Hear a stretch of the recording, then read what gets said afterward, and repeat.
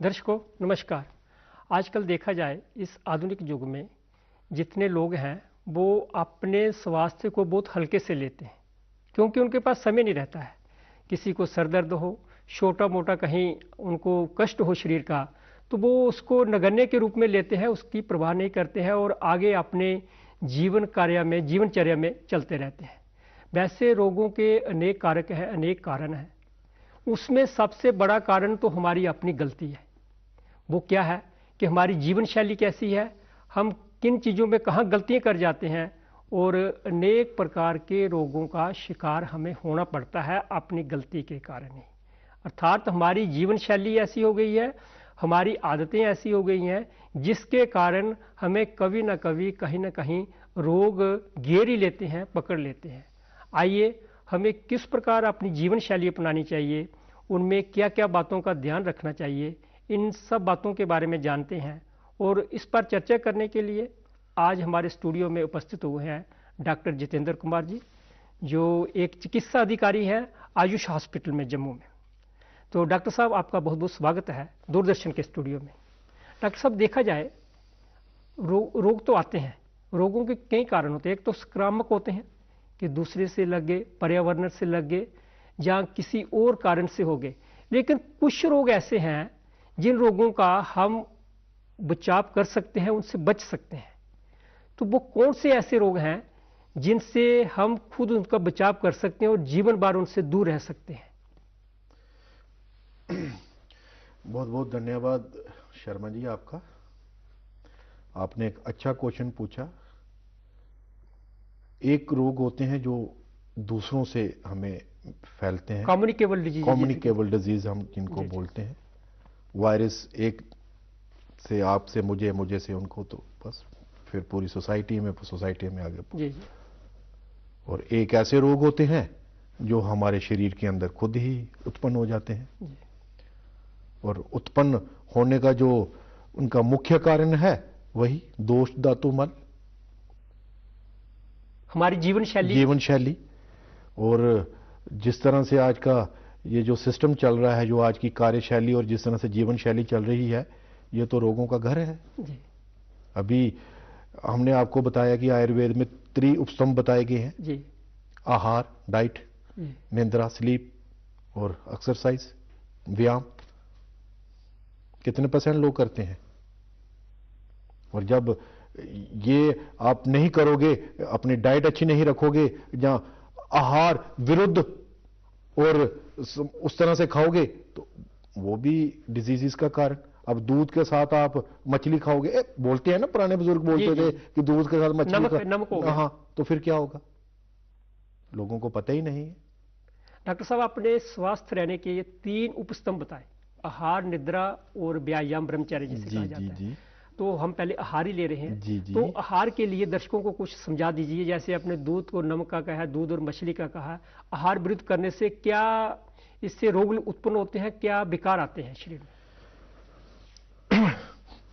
देखिए, आयुर्वेद जो है, इसमें सबसे पहले जो आयुर्वेद जिसमें आयु को बढ़ाने के तरीके बताए गए, हम उसको आयुर्वेद कहते हैं।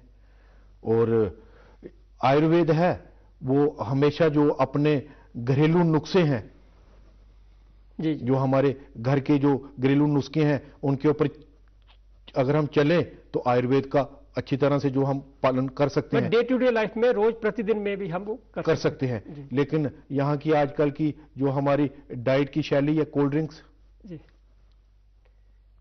फ्रिज में रखी हैं, आके पी ली।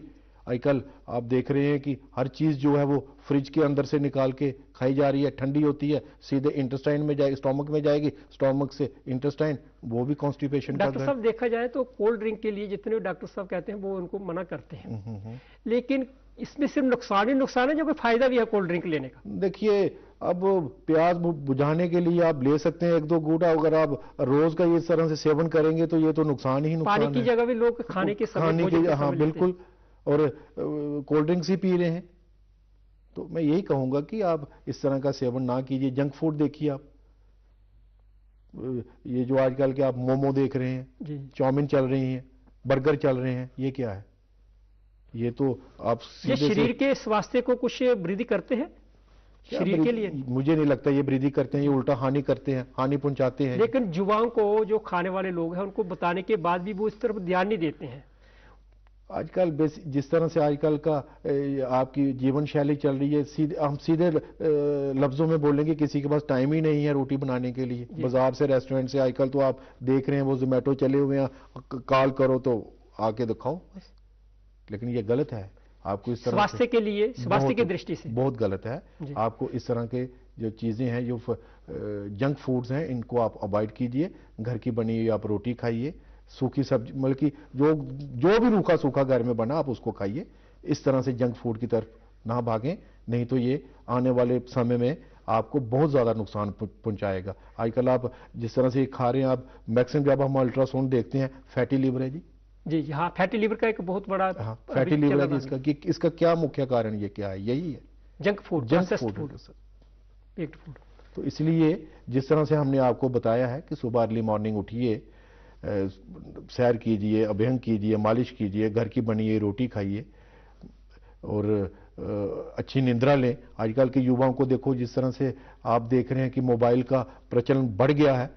हर किसी के पास, मेरे ख्याल में 6 साल से लेकर जो बच्चे छोटे हैं, वहां से लेकर बूढ़ों तक, सब मोबाइल के ऊपर व्यस्त हैं। आप घर में देखिए, पापा अपने मोबाइल पे लगे हैं, मम्मा अपने मोबाइल पे लगी हैं। बल्कि है किसी के पास नहीं है कि भाई कोई किसी के साथ गपशप लगाने का वक्त ही नहीं है, बातचीत करने का टाइम। आचार विचार एक दूसरे का अलग अलग है, एक दूसरे के उनमें नहीं है, आदान प्रदान नहीं। ये जो शैली है ये बिल्कुल गलत है। लेकिन हाँ, हमने देखा कि कोविड के जब हमने फर्स्ट वेव से लेकर अभी तक हम काम कर रहे हैं, आयुर्वेद का, खास तौर पे आयुष डिपार्टमेंट का, जम्मू कश्मीर को छोड़ के पूरे इंडिया में नहीं, पूरे वर्ल्ड में, जो पूरे विश्व में इसका प्रचलन बढ़ा है। काफी लोग जो हैं वो आयुर्वेद की तरफ मतलब कि काफी इंप्रेस हुए हैं आयुर्वेद की जो ट्रीटमेंट्स को देख के। हमारे हॉस्पिटल में देखिए, अब ऐसे ऐसे डिपार्टमेंट, हमने ऐसे ऐसे केसेस जो हैं वो ठीक किए हैं, जो एलोपैथी, उनको अब किसी का नाम नहीं ले सकते, जो हमारे वहां पे उनके उसका दुष्प्रभाव पड़ा, तो उसके बाद हमारे पास आए और आजकल वो बिल्कुल अपना सुखी जो है, बिल्कुल व्याधि फ्री है, हमें कोई डिजीज नहीं है, डिजीज फ्री अपनी लाइफ स्टाइल जी रहे हैं। डॉक्टर साहब, ये आपने 3 उपस्तंभों में आहार के बारे में बात की है कि आहार आपका शुद्ध, सात्विक और सादा होना चाहिए। बिल्कुल सादा आहार, टेस्टी की तरफ नहीं जाना चाहिए, जो शरीर को अच्छा लगे वो लेना चाहिए। उसके बाद निद्रा आती है। निद्रा नहीं करने से या ज्यादा लेने से शरीर पे किस प्रकार का दुष्प्रभाव पड़ता है?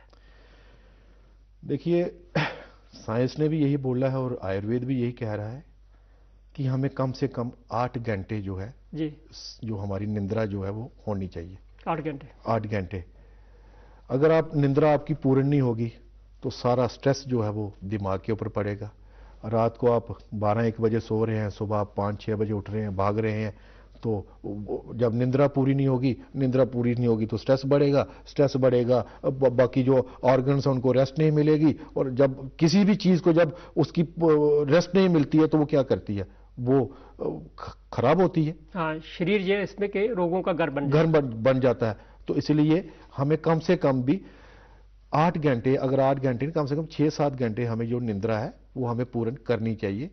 तो अगर हम अपनी निंद्रा को, स्लीप को अच्छी तरह रखें तो हम काफी हद तक भी रोगों से बच सकते हैं। क्योंकि आजकल आप देख रहे हैं कि, मैं नहीं कह रहा हूं, अखबारें भी पढ़ रहे हैं कि यही कह रहे हैं कि आप रेस्ट कीजिए। लेकिन आजकल के जिस तरह से भागम दौड़ लगी हुई है, किसी के पास समय ही नहीं है रेस्ट के लिए। इसलिए हम कईयों की तो कार्यशैली जीवन में अच्छी है कि उनको मजबूरन वो कार्य करना पड़ता है या नींद कम लेनी पड़ती है। लेकिन आमजन, वो उसकी नींद क्यों कम हो गई है? क्या मोबाइल उसकी वजह है बीच में? बिल्कुल, जिस तरह से आजकल के ये मोबाइल चले हुए हैं, तो ये रात को सोने नहीं देते हैं। और जिस तरह से आजकल आपको हर एक चीज जो है वो आपको मोबाइल के ऊपर उपलब्ध हो रही है, तो वो भी एक, हम कह सकते हैं कि कोई भी चीज देखनी है तो मोबाइल खोलो तो देखो, तो वो भी एक वेस्टेज ऑफ टाइम है। मोबाइल तो चलो, वो मोबाइल ये थोड़ी कह रहा है कि भाई आप मुझे 24 घंटे चला के रखो। उसने तो अपने आप को यही रखा कि मेरे से जो महत्वपूर्ण जानकारी है उसको आप काम की जीवन में लाभ आने की। अब आप उसको बीच में आप पिक्चरें देख रहे हो या और भी आजकल आप देख रहे हैं जिस तरह से चल रहा है, तो वो क्या है? तो हमें कम से कम मोबाइल का कम यूज करना चाहिए। जब हमें लगे कि हमें ज़रूरत है मोबाइल की, हम तभी मोबाइल को यूज़ करें, ऐसे हम मोबाइल का कम यूज़ करें। डॉक्टर साहब, एक तो नींद पे इस पे इसका दुष्प्रभाव तो पड़ता है मोबाइल देखने से, जब हम देर रात तक देखते रहते हैं। जी जी जी। दूसरा, इसकी तेज रोशनी से आंखों की दृष्टि को भी क्या असर दुष्प्रभाव है? अगर मोबाइल की बिल्कुल हम नज़दीक से देखें जी, तो उसका जो रेज हैं जो जब हमारी आंखों में जाती हैं तो वो क्या है, वो दुष्प्रभाव भी है मोबाइल का, उसकी रेज का।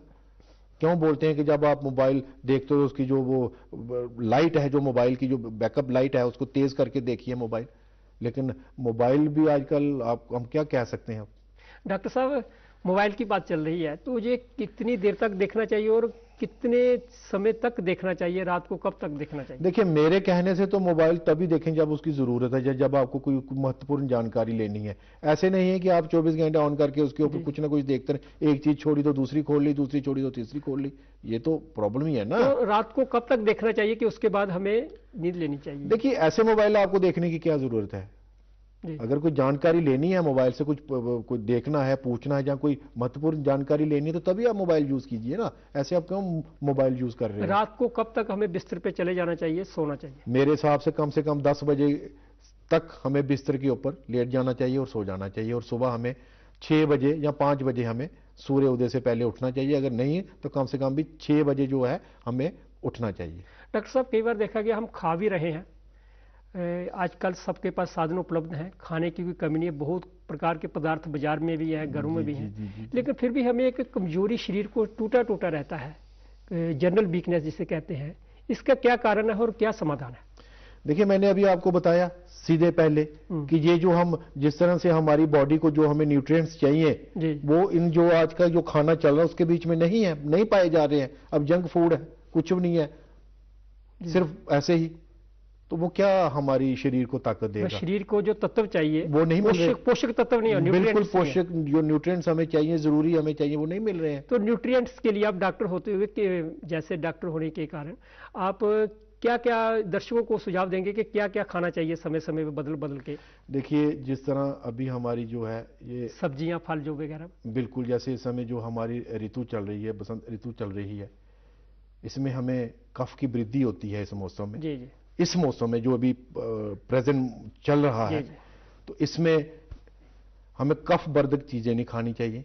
जैसे इस समय आप देख रहे होंगे, आपका इस समय जो चल रहा है, मैक्सिमम लोगों को गला खराब, जुकाम, क्योंकि ऋतु बदल रही है, बल्कि ग्रीष्म ऋतु आ रही है, तो गला खराब, जुकाम, स्किन एलर्जी, गैस, ये क्या है? ये इसलिए हमें चाहिए कि इस मौसम में जो है रुक्ष चीज़ों का ज़्यादा इस्तेमाल करें, ना कि फ्राइड चीज़ों का ज़्यादा हम वो ना फ्राइड चीज़ें ना खाएं, रुक्ष चीज़ें खाएं। जैसे हल्दी थोड़ी, जैसे हम गोल्डन मिल्क बोलते हैं, रात को दूध में मिला के थोड़ी हल्दी ले लें, मुलेठी हो गई, इस तरह से हो गए, ड्राई फ्रूट्स जैसे अभी आपने पहले कहा था, इनका सेवन करें। रुक्ष प्रकार का खाना खाइए जो कि कफज प्रति को कम करने के लिए जो खाना है वो आप खाइए।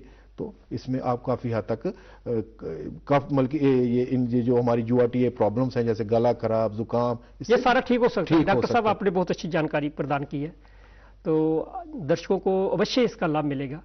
तो आप हमारे स्टूडियो में आए, तो दूरदर्शन की ओर से आपका बहुत बहुत धन्यवाद करते हैं। Thank you so much. तो दर्शकों, आपने भी देख लिया कि आपने जो इन्होंने बताई बात, उनको जरूर मानिए, पानी सुबह जरूर पीजिए, और सोने के बाद चहलकदमी कीजिए, तुरंत मत सोइए। और भी जितनी बातें बताई हैं उन पर जरूर ध्यान दीजिए और अपना स्वस्थ जीवन जीने का आनंद लीजिए। आपका भी बहुत बहुत धन्यवाद।